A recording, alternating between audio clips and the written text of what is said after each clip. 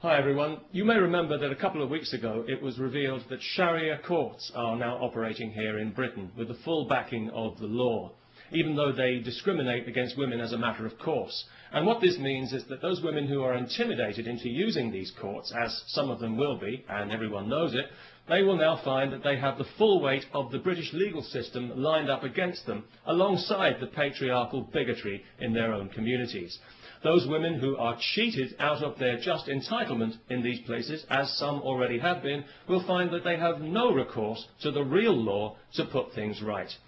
In other words, we are now accommodating Saudi Arabian legal principles here in Britain, just as we accommodate their corrupt business practices and their threats against our national security when we try to investigate them. If you live in Britain and if you think these courts are a bad idea, please sign the petition to which I have linked, asking that they be abolished and that this poison be removed from our society and that we revert to the rule of civilised law with equal rights for all, if that's not too much trouble.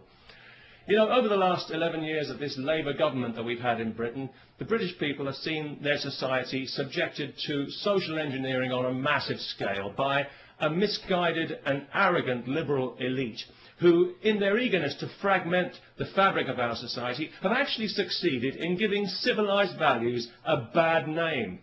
Tolerance and diversity are good things on paper. I'm sure we'd all vote for tolerance and diversity, but in practice they've become a nightmare of doublethink and lies, where the most unreasonable people in society are encouraged at every turn to be even more unreasonable.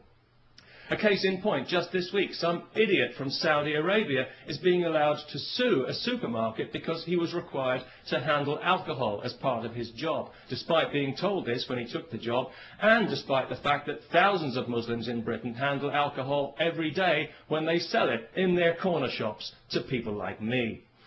I do find it quite ironic that Islam forbids intoxication when you consider how many Muslims are seemingly so intoxicated by their religion, especially in Saudi Arabia. So it was no surprise to me to hear that this idiot was from Saudi Arabia, because I think we all know that that entire country is mentally ill.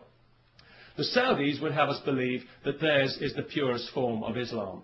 Well, I don't know about that, but it's certainly the nuttiest form. It's barking mad, if you'll pardon the canine metaphor, and it's pig ignorant, even if you won't.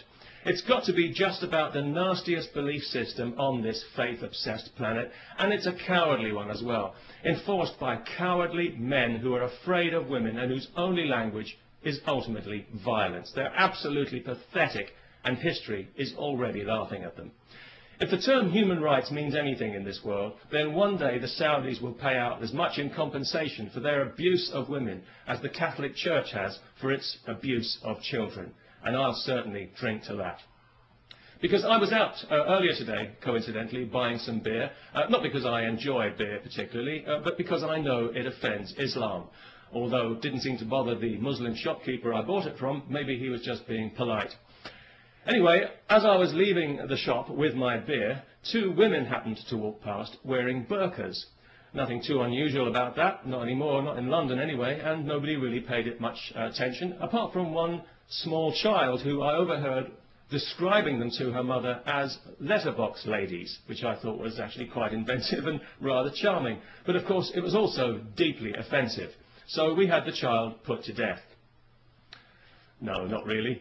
But it was lucky that neither of the women actually heard the offensive and insulting remark, because obviously each of them had her head encased in a cloth sack. So that was good, because it meant that the police didn't have to be called, no human rights people needed to get involved, and nobody required any financial compensation for hurt feelings, which I thought made a very pleasant change indeed. And of course, as a result, we didn't have to listen to any propaganda sound bites from some Islamist Saudi shill at the Muslim Council of Britain. So all in all, it worked out for the best. And it just goes to show that these things don't always have to end in tears.